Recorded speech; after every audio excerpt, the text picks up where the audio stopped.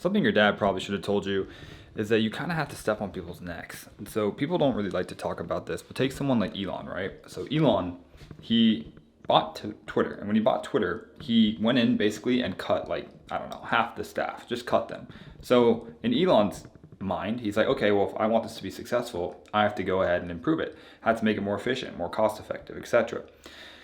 But everyone at Twitter that got cut was like, this guy's an idiot. You know, he just ruined my life. I had this great career, all this stuff, yada, yada. So to them, Elon ruined their life. But to Elon and to Twitter, that's just what he had to do. So in your mind, if you have something that you want to do, like let's say become very successful, start a business, whatever it may be, you're gonna have to step on people's necks, and you definitely can't get walked over. Like people say, oh, like you can be non-confrontational, just don't get walked over. But realistically, where you need to be is you have to be very willing to hurt other people's feelings. That's just reality. You have to. If you don't, you're not gonna make it, because your visions will never come to life, because in order to think, in order to put yourself out there, you have to risk hurting others. That's just reality.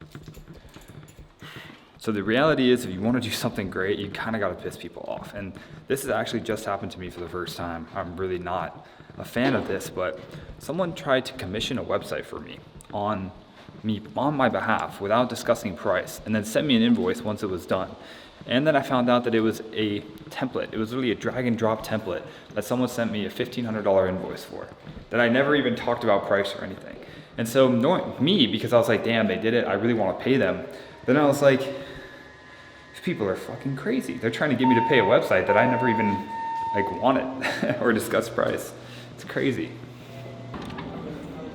My Publix is literally downstairs, so I'm just grabbing a steak real quick for dinner. Let me turn that down. But anyways, that's something that you should have been taught, is like, yo, you can't just you can't just let people do things like that. Like, you actually literally have to be the villain in someone's story. If you're not the villain, then you're just gonna do what everyone else wants you to do, and guess what? People don't want you in a position that's better than them. So that means eventually you kind of have to take a stand and do something that people don't like. I literally have potatoes, so I just need steak. So we'll see what they got. This is actually incredible. They have a New York strip for $8.79. Like, that's coming home with me. I'll probably get an extra one, because they're so cheap, and this is my favorite steak. So, like, this is basically the same, but New York, $9. What? Who's saying no? God, I feel like an idiot for taking this around. But again, you gotta be the villain sometimes, right? It's just part of the game.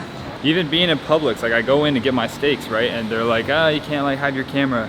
It's like, you know, eventually people are just not gonna like what you're doing. And yeah, they have rules or whatever, but me doing this, posting this to YouTube, will benefit myself and my business. It's worth it if they're uncomfortable, and you have to swallow that pill. That's all I got for you guys. I'm gonna go back, cook these steaks, chill the apartment. It's a Saturday night, probably do some work just because I love what I do. Hope you guys have a good one. Chat soon.